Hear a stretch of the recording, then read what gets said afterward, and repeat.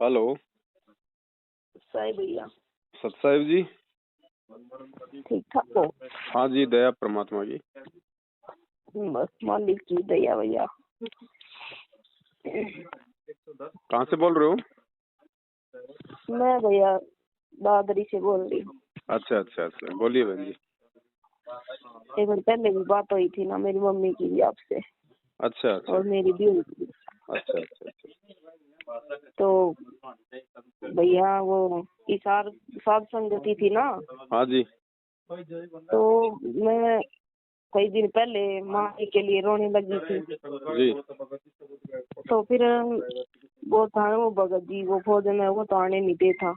फिर मैंने तो मालिक के चरणों में करके दंडवत प्रणाम मैंने सोच लिया कि जाना तो जाना ही है जी।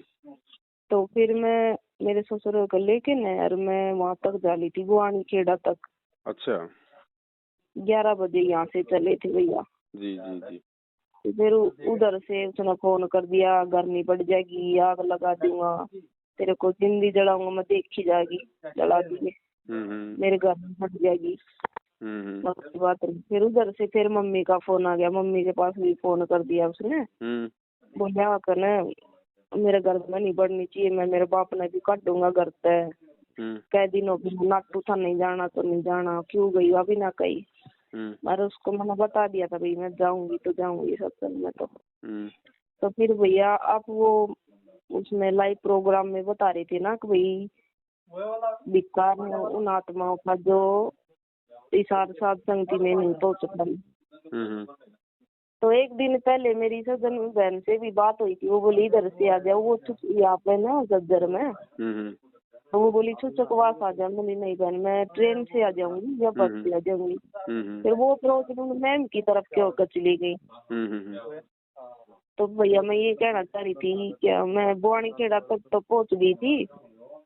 वो आपने शायद दूसरा वीडियो नहीं देखा बहन। वो सत्सेवकों के लिए नहीं है, वो उन लोगों के लिए है जो 50% मैनेजमेंट की तरफ है, 57% वो सत्सेवक बन के डोल रहे हैं ना, उन लोगों के लिए है। बाकी तो सत्सेवक तो कई हजारों की संख्या में है, तो सारे थोड़े ना वहाँ पे आ रहे थे। जो अपने घर पे भी बैठे हुए थे, 100 काम भी थे उनको, ऐसी बात नहीं, आते जाते रहते साथ संगतियों में। तो ये सत्सेवकों के लिए नहीं है, जिन्होंने मैनेजमेंट का साथ छोड़ रखा है उन लोगों के लिए नहीं था वो। ये तो वो लोग हैं जो ना तो घर के ना घाट के, जो सोचते हैं कि भाई जाएंगे जाएंगे देखेंगे कौन सही है कौन गलत है, अभी तक वो निर्णय नहीं कर पा रहे। अच्छा। हाँ, आप लोगों के लिए नहीं है बहन जी, ऐसी कोई टेंशन वाली बात नहीं है। ऐसे तो बहुत सारे लोग हैं जो नहीं आ पाए बेचारे, उनकी आने की इच्छा थी तो वो मतलब उनके लिए नहीं था। तो वो मैं ना भैया जैसे मेरा ससुर है ना वो बहुत बीमार रहता है, पता नहीं उसको क्या दिक्कत है, मुंह पर भी सोजन है, हाथ पैरों पर भी सोजन है। और पहले तो ना वो उक्का ज्यादा पीता था। अब मालिक की दया से ना जब से परमात्मा की इस घर में वाणी चलती ना सुबह शाम दोपहर की, जी जी। तो उसने उक्का छोड़ दिया, अब बीड़ी पीता है।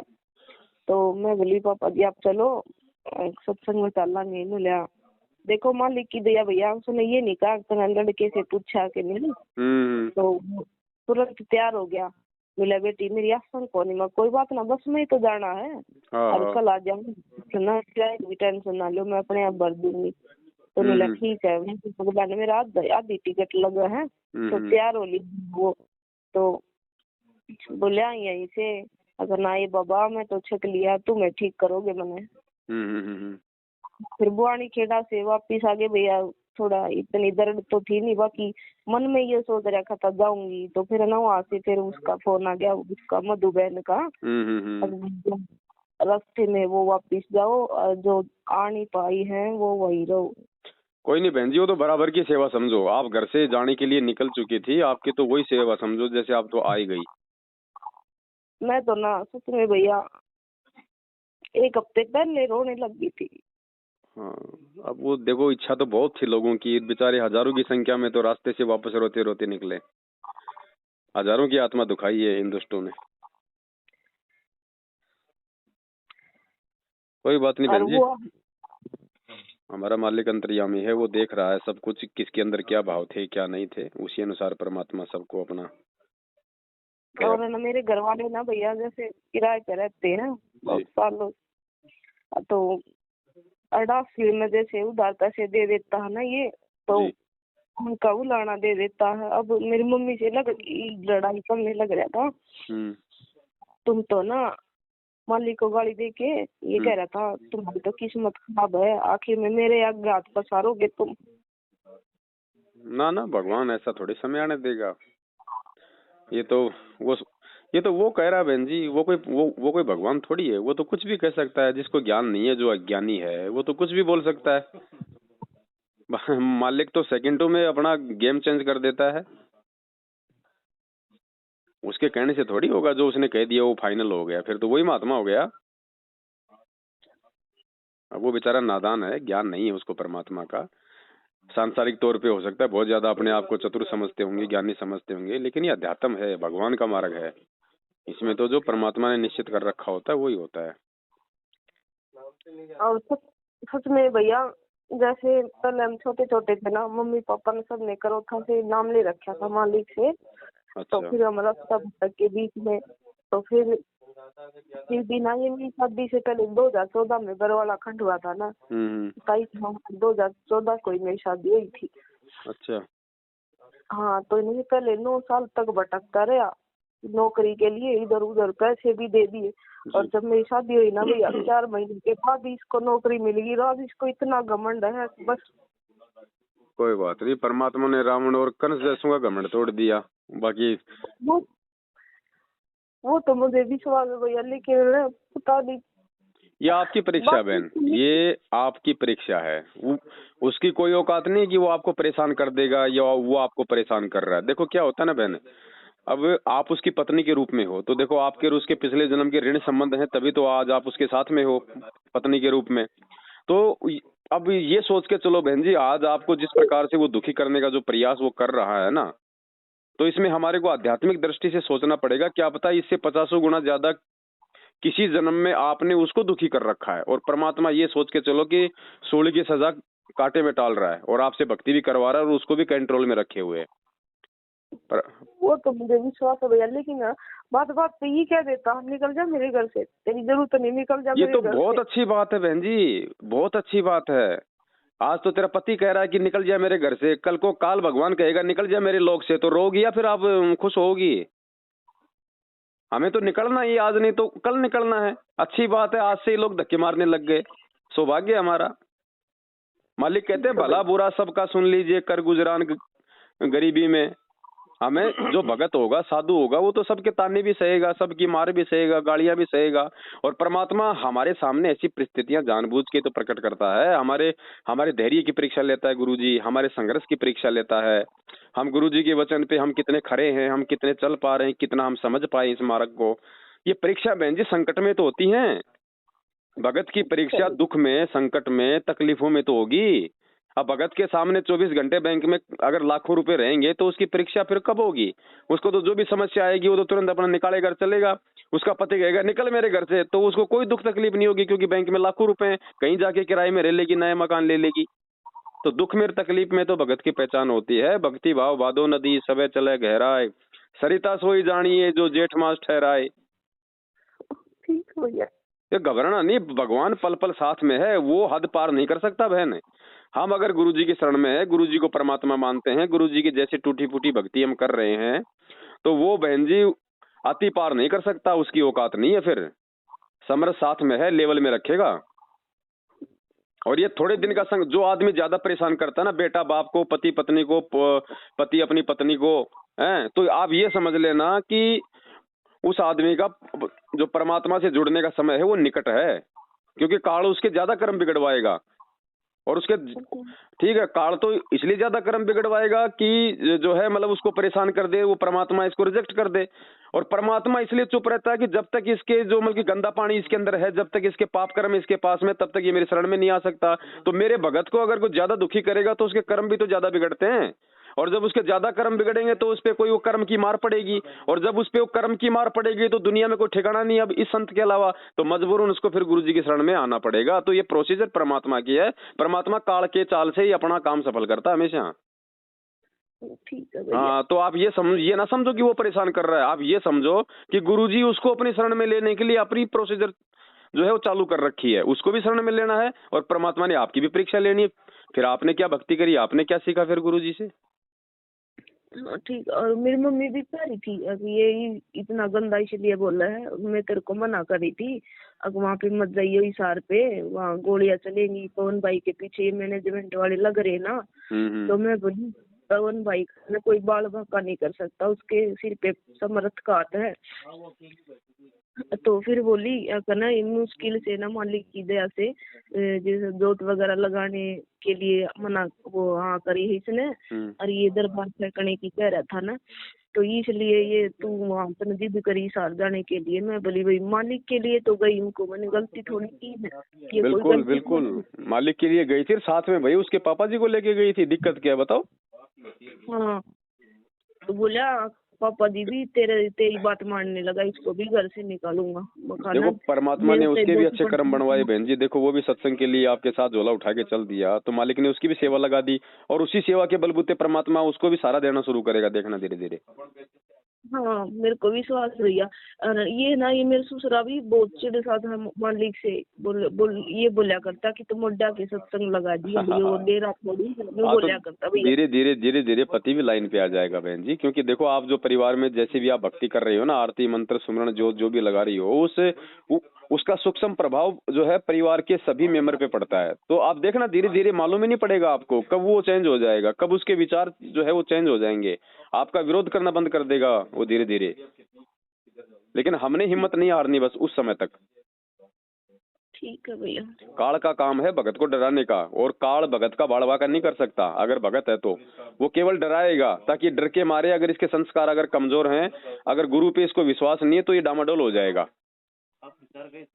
तो हमने डामाडोल नहीं होना, हमको गलत थोड़ी कर रहे हैं, हम सारी सृष्टि के रचनहार की शरण में है, परमात्मा बाड़ बाका नहीं होना देगा। बाकी देखो दुख और तकलीफों में तो खुद आज गुरु जी भी रह के दिखा रहे हैं। हाँ। गुरु जी पे थोड़े ना कोई वो कर्म की मार पड़ सकती है, जो आज वो जेल चले गए, इतना सब कुछ सहन कर रहे हैं, लेकिन परमात्मा इतना सब कुछ वो करके हमें दिखाना चाह रहे हैं कि नालायको भक्ति कर लो, पाखंड में पाँव मत दो, जीव हो जीव बन के रहो। जब देखो मेरे साथ ऐसा हो सकता है इस काल के लोक में, तुम्हारी तो औकात ही क्या है। ये तो है भैया, परमात्मा हमें समझा रहे हैं बहन। ठीक है, घबराने की आवश्यकता नहीं है बहन जी। आप परमात्मा के लिए 2 कदम आगे बढ़ाओगी, परमात्मा 60 कदम आपके आगे चलेगा। और गुरुजी ने बोल रखा है, स्पष्ट कह रखा परमात्मा ने, आत्म कल्याण के मार्ग में अगर पति बाधा उत्पन्न करता है, बाप बाधा उत्पन्न करता है, बेटा बेटी बाधा उत्पन्न करते हैं, तो किसी की बात नहीं माननी है। आप परमेश्वर के लिए आगे बढ़ो, फिर देखो परमात्मा सारे रास्ते खोल देगा। हाँ भैया, जब मैं यहाँ से कल मैंने जब भैया कदम उठाया ना चलने के लिए, तो मेरे आगे आगे ना ऐसा महसूस हो रहा था जैसे परमात्मा का जो ज्ञान है ना, मेरे को ना ऐसे ना जैसे वो पानी से काई नहीं हटा दिया करे जी, मतलब कि ऐसे हो रहा था मेरे साथ। मेरे को ना डर नहीं लगा था किसी का भी। बहन जी, परमात्मा साथ संगति में चलेंगे तो क्या परमात्मा साथ नहीं चलेगा? मालिक के बिना काल हमारा एक कदम नहीं आगे बढ़ने दे सकता। बहन जी क्या कहा गुरुजी ने कि इस काल के खिलाफ ब्रह्मा विष्णु महेश भी एक शब्द नहीं निकाल सकते।